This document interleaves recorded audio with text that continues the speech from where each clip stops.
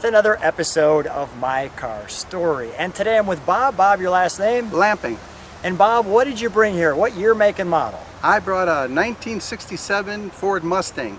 And this one, I'm titling it The Project. So Bob, when did you first get this car? I first bought this car out of a newspaper ad in 2000, which is 21 years ago.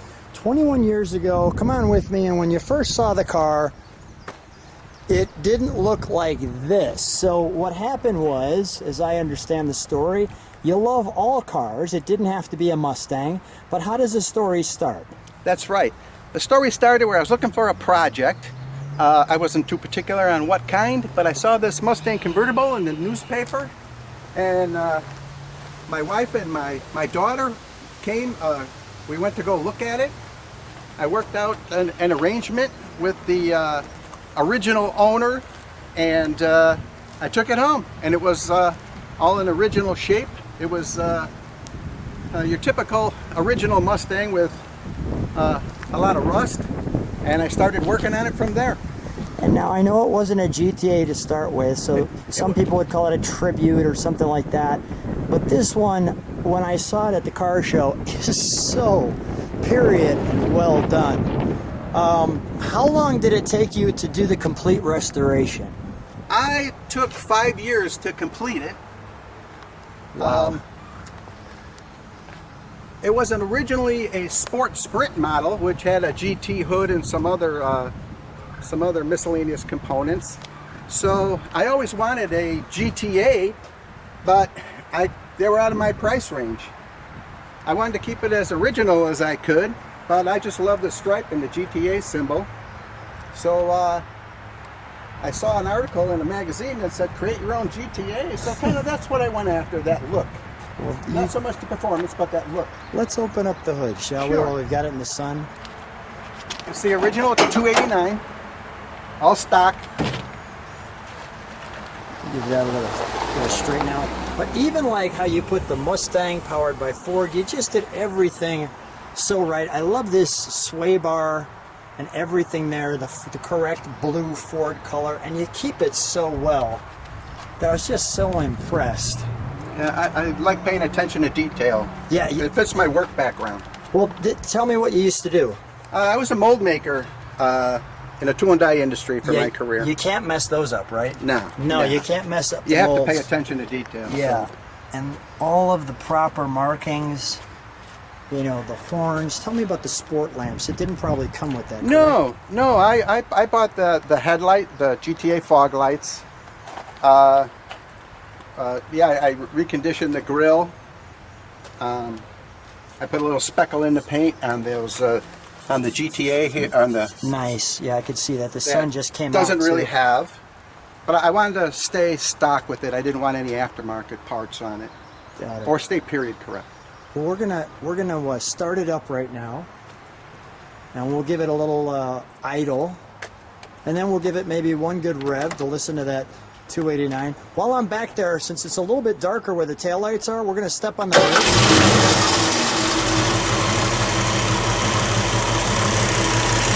Now, Bob, is that a stock exhaust? It sounds like MagnaFlow or something.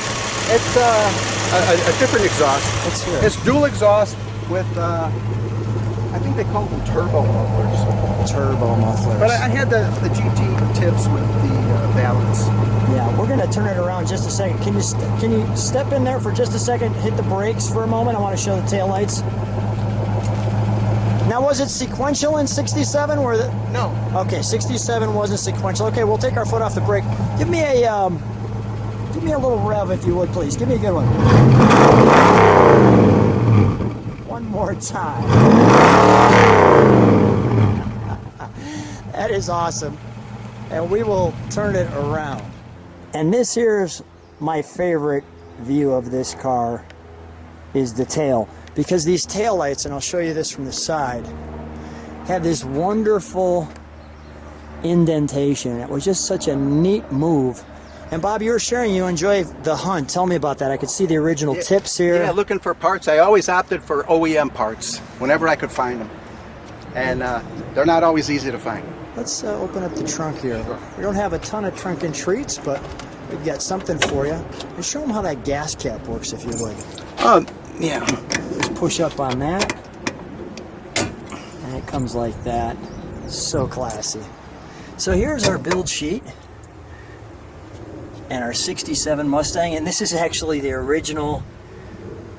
Adding the newspaper. Adding the newspaper with the black around it. Tell me about this interior, trunk mat. That's the original trunk mat. And we've got the tire over here. This looks like it's never been used. Our original jack. Our jack information. Really clean. All right, we'll close that. May I go to the interior? Yes. Thank you. So while I'm here, I want to show you one thing with the rims too. He's got these rally rims with the beautiful Ford Mustang emblem. And it so nicely matches the candy apple on the car. So we have our badge here. And I just thought your interior, even the birds sing.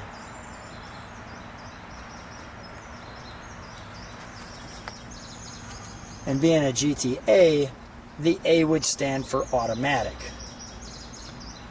So you're greeted by the Ford as we come in.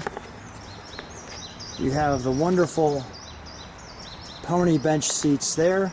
Tell me about this extended, it looks like a safety feature. And then here would be your horn. Tell me where that horn came from, or that piece. That was this piece. Oh, that piece. That's the original. That's the original piece with the car? Safety equipment, because it doesn't, in 67 it doesn't have a rag joint on the steering box, so they put that pad there as a safety feature. But there was no safety back then. It was basically a harpoon if you ever got in an accident. The AM radio. The Mustang. There. And it just looks great. Bob, I think the only thing left is, I think we need to take it for a ride. Let's go for a ride. So we're taking a cruise in the Mustang on a perfect day. Bob, how's it feel driving? I love driving the car. It just, it's a time machine. It reminds me of my youth. A youthful. And I just want to show people, I'll give you a little of the fountain that we have here today for you as we're taking our cruise. Bob, you look good in the fountain. Hey, it would feel good right about that. Right about now. All right. How does that look? We'll give you a little cruise around our area here just to show you what kind of fun we're having with you, to share with you. I hope this kind of gives them a little nice chill feeling, to have a good feeling after watching our video. We'll go around that way to the left. Perfect. So Bob, I mean, did there come a point where you finally got what I'll call the finishing product, or do you always still look for parts? I still look for parts. The project continues. It does, and you know what? I want to drive this car. I don't want to keep it in the garage. I want to drive it, and I want to buy more parts when they wear out. Yeah, it's just a wonderful car. Yeah, and it's so you're such a fun caretaker with this car too. I know pretty much you will, and maybe you're going to get all kinds of comments that you love letting people drive it.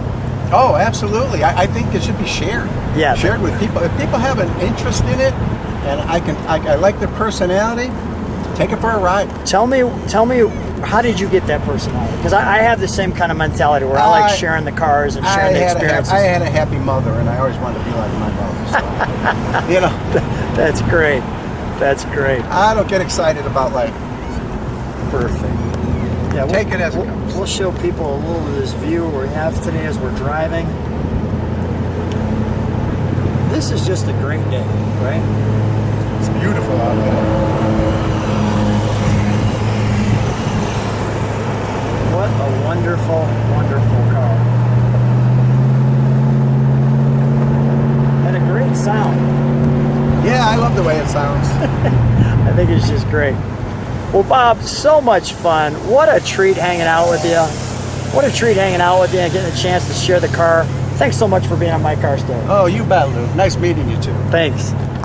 Well, Bob, what a treat getting the chance to drive your Mustang I know you shared that you share it, and here's evidence of that right now. It's wonderful to drive a 67 because they're so classic and they catch so much attention, and it's so much fun, right?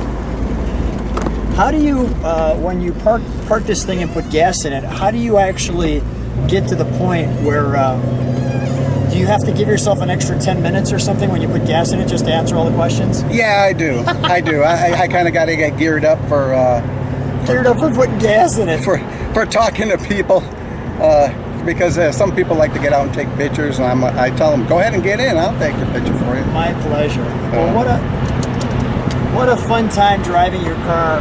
Thanks so much for the privilege. I appreciate it. Thank you. Stop by anytime, Louis. Thank you, Bob.